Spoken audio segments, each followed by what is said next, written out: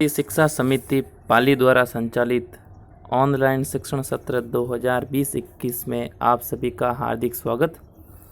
कक्षा सप्तमी विषय गणित के छठे अध्याय त्रिभुज एवं उसके गुण, जिसका अध्ययन हमने पिछले भाग से प्रारंभ किया था। आज हम इसका दूसरा भाग पढ़ने वाले हैं। तो आज के जो भाग में हम त्रिभुज के कुछ मुख्य गुण अर्थात कुछ मुख्य विशेषता है उसके बारे में भी अध्ययन करने वाले हैं। तो भाग 2 हम पढ़ने जा रहे हैं, तो ध्यान से समझे इसको। पहला है त्रिभुज की माध्यिकाएं। त्रिभुज की माध्यिकाएं, तो एक त्रिभुज की माध्यिकाओं का तात्पर्य मध्य में जाने वाली रेखाएं। माध्यिका का क्या अर्थ है? मध्य में जाने वाली रेखाएं। तो उसको आप समझेंगे।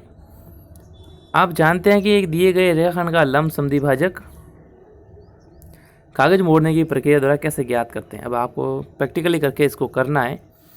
एक कागज के टुकड़े से एक त्रिभुज ABC बनाना। तो इस प्रकार का एक ABC बनाइए। इसकी कोई एक भुजा मानो BC लेनी है।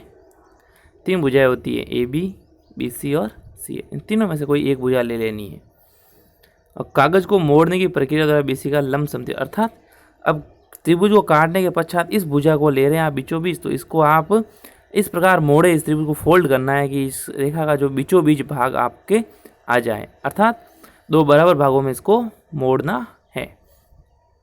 कागज पर मोड़ की तह भुजा BC को D पर काटती है। तो हमने इसको कागज को इस पर मोड़ेंगे तो ये इस बीच वाली लाइन आ जाएगी। तो वो कौन सा बिंदु हो गया? इसको जहाँ पे बीच वाली जो लाइन आएगी मोड़ने पर कॉर्नर, वहाँ पे D बिंदु देना है, जो इसका मध्य बिंदु है। कौन सा बिंदु हो गया? मध्य बिंदु। फिर शीर्ष A को इस D से क्या कर देना है? मिला देना है। तो ये जो AD जो है इस त्रिभुज की क्या है? माध्यिका है। तो अब आप माध्यिका का मतलब समझेंगे। माध्यिका का अर्थ होता है किसी त्रिभुज की एक भुजा, त्रिभुज की एक भुजा के मध्य बिंदु, मध्य बिंदु का अर्थ है बीचों बीच। जैसे पूरी भुजा 8 सेंटीमीटर है तो इसका बीचों बीच आएगा 4 पर। तो माध्यिका का क्या अर्थ है?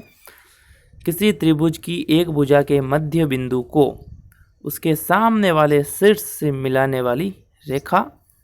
मध्य बिंदु, इस मध्य बिंदु को सामने वाला शीर्ष यानी इसका शीर्ष है, इसको मिलाने वाली रेखा माध्यिका कहलाती है। तो रेखाखंड AD जो भुजा BC के मध्य बिंदु D को सम्मुख शीर्ष A से मिलाता है, त्रिभुज की माध्यिका है। तो इसी प्रकार आपको अब त्रिभुज की भुजा AB और CA लेकर त्रिभुज की 2 माध्यिकाएं खींचनी है। तो त्रिभुज की माध्यिका की परिभाषा आप यहाँ से लिखेंगे। माध्यिकाएं त्रिभुज सबसे नीचे दे रखा है।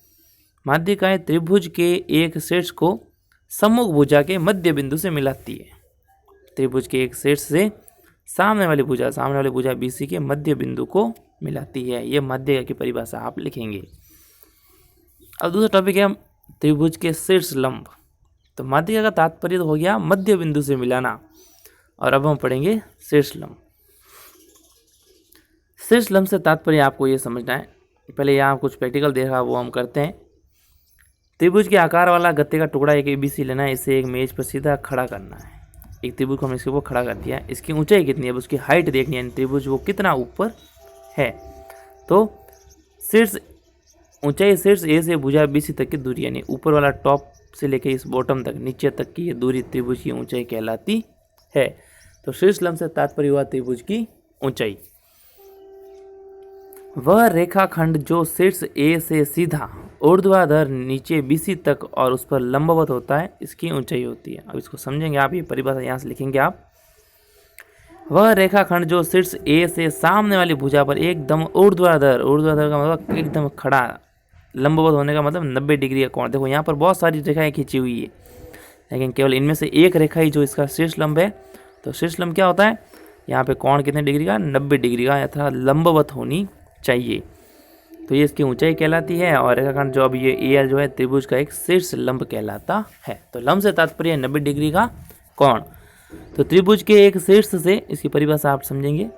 त्रिभुज के एक शीर्ष से उसके सामने वाली भुजा पर खींचा गया लंब, अर्थात 90 डिग्री का कोण बनाती हुई अगर कोई रेखा खींची जाए, एक शीर्ष से सामने वाली भुजा पर 90 डिग्री का कोण बनाते हुए अगर एक रेखा खींची जाए तो वह उस त्रिभुज का शीर्ष लंब कहलाता है। तो ये जो हमने बोली अभी परिभाषा, वो आप इसकी परिभाषा लिखेंगे। शीर्ष लंब का एक अंत बिंदु त्रिभुज के एक शीर्ष पर और दूसरा अंत बिंदु सम्मुख भुजा बनाना रेखा पर स्थित होता है। ये दोनों अंत बिंदु हो गए। प्रत्येक शीर्ष से एक शीर्ष लंब खींच सकते हैं। यहाँ पे तो बहुत सारी रेखा खींची, लेकिन केवल शीर्ष लंब तो कितना है? एक। तो एक शीर्ष से केवल एक शीर्ष लंब खींच सकते हैं। एक त्रिभुज में कितने शीर्ष हो सकते हैं? वो तो आप पहले पढ़ चुके हैं, 3 शीर्ष होते हैं। ये आप करेंगे। निम्न त्रिभुजों में ए से बी तक अनुमान से शीर्ष लंब खींचना, अर्थात सामने एकदम 90 डिग्री कोण बना तो रेखा खींचनी। इसमें भी खींचनी है आपको, इसमें ऑलरेडी खींची हुई है, और इसकी अगर आप 90 डिग्री का इस वाले सिर से खींचोगे तो वो रेखा यहाँ पर आएगी। भले ही वो त्रिभुज के बाहर है, लेकिन 90 डिग्री का कोण बना तो यहाँ पर सीधी रेखा खींचनी है। तो आज हमने त्रिभुज की माध्यिकाएं और शीर्ष लंब के बारे में पढ़ा।